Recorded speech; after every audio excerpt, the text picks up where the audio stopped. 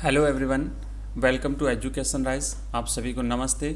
और एग्ज़ाम में जाने से पहले एक बार ये प्रश्न देख लीजिएगा, बहुत ही इम्पोर्टेंट, मोस्ट इम्पोर्टेंट क्वेश्चंस हैं परीक्षा के दृष्टिकोण से। तो पहला प्रश्न है, मानव विकास की अवधारणा किसने दी थी? ऑप्शन ए है professor Amartya Sen, option B है Alan C Sample, option C है डॉक्टर महबूब उल हक और ऑप्शन डी है रेडजेल। तो बच्चों राइट आंसर है ऑप्शन सी, डॉक्टर महबूब उल हक। ये पाकिस्तानी अर्थशास्त्री थे। इन्होंने मानव विकास सूचकांक जो हम आजकल जारी करते हैं, तो वो जो विकास की अवधारणा जो थी वो इन्होंने दी थी। नेक्स्ट है दूसरा प्रश्न, निम्नलिखित में से कौन सी फसल भूमध्य सागरीय कृषि का प्रमुख उदाहरण है?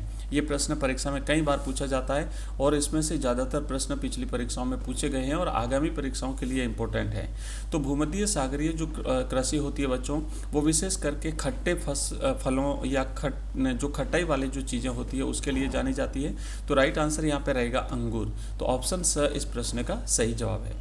नेक्स्ट प्रश्न है कि नोबेल पुरस्कार विजेता अमर्त्य सेन ने विकास का मुख्य ध्येय किसके रूप में देखा? अमर्त्य सेन एक भारतीय अर्थशास्त्री रहे हैं और इनको एक नोबेल पुरस्कार मिला था। तो इन्होंने जो विकास का जो मुख्य ध्येय है उसमें स्वतंत्रता में वृद्धि को माना है। इन्होंने विकास का मुख्य ध्येय स्वतंत्रता में वृद्धि, और जो मानव विकास सूचकांक दिया था महबूब उल हक ने, उसमें इनका भी योगदान रहा था। नेक्स्ट चौथा प्रश्न है कि भारत के उत्तर पूर्वी राज्यों में स्थानांतरणशील कृषि को कहा जाता है। तो उत्तर पूर्वी जो राज्य हैं भारत के, विशेष करके पहाड़ी राज्य हैं वहाँ पे, तो वहाँ जो स्थानांतरित कृषि होती है, एक समय पर कुछ समय खेती करने, एक स्थान पर कुछ समय तक खेती करने के बाद में फिर उस ज़मीन को पड़त छोड़ करके फिर नई ज़मीन पर खेती की जाती है। तो भारत में इसे जो है वो झूमिंग कृषि कहते हैं, शिफ्टिंग एग्रीकल्चर इसे कहते हैं। और ये जो अलग अलग बाकी जो नाम है वो अलग अलग जगहों पर अलग अलग नाम से इस खेती को जानते हैं।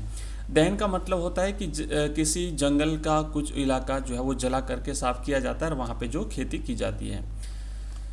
नेक्स्ट है पांचवा प्रश्न, मानव विकास का प्रमुख घटक है समता, सतत पोषणीयता, उत्पादकता या उपरोक्त सभी? तो बच्चों राइट आंसर रहेगा उपरोक्त सभी। ये मानव विकास के तीनों घटक माने जाते हैं। कोलखोज जिस प्रकार की कृषि को नाम दिया गया है वह है, तो ये सामूहिक कृषि को, और पूर्व सोवियत संघ जो था उस वहाँ पे इसे कोलखोज के नाम से, सामूहिक कृषि को कोलखोज के नाम से जाना गया है।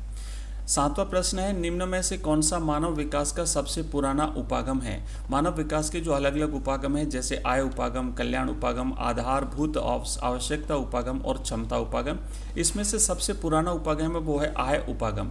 पहले ये माना जाता था कि जिस व्यक्ति की आय ज़्यादा होती है वो मानव जो है वो उसका विकास ज़्यादा माना जाता था। अगला प्रश्न है कि आठवां नेक्स्ट, स्थानांतरणशील कृषि को लादांग के नाम से जिस देश में जाना जाता है वह है। जैसे भारत में हम इसे झूमिंग कृषि के नाम से जानते हैं, तो लादांग जो है वो इंडोनेशिया में कहा जाता है। इंडोनेशिया में इसे लादांग के नाम से जाना जाता है। नेक्स्ट प्रश्न है, क्षमता उपागम का संबंध जिस विद्वान से है वह है? तो वो अमर्त्य सेन है। इन्होंने मानव विकास जो उपागम था उसमें क्षमता उपागम जो वो इन्होंने दिया था, और महबूब उल हक ने जो मानव विकास दिया उसमें इनका भी सहयोग रहा था। निम्न में से कौन सी फसल रोपण विधि द्वारा नहीं उगाई जाती? रोपण का मतलब होता है जिन्हें रोपा जाता है, जैसे चाय है, जौ है, कॉफ़ी है, कोको है। तो इसमें से जो है इसे बोया जाता है, रोपा नहीं जाता है। इस प्रश्न का सही जवाब है ऑप्शन ब। नेक्स्ट प्रश्न है, भारत में निम्न में कौन से राज्य में मानव विकास सूचकांक उच्च है? तो भारत का जो केरल राज्य है यहाँ पे मानव विकास सूचकांक जो है वो सबसे ज़्यादा होता है।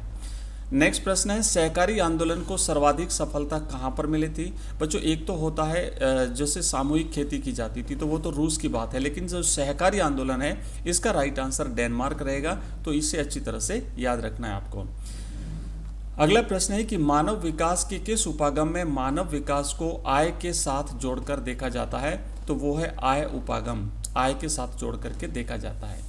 जिन देशों में कृषक केवल सब्जियां पैदा करते हैं वह कृषि क्या कहलाती है? तो वो ट्रक कृषि कहलाती है।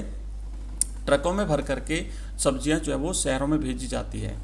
अगला प्रश्न है, विकास का अर्थ परिवर्तन है जो मूल्य सापेक्ष है।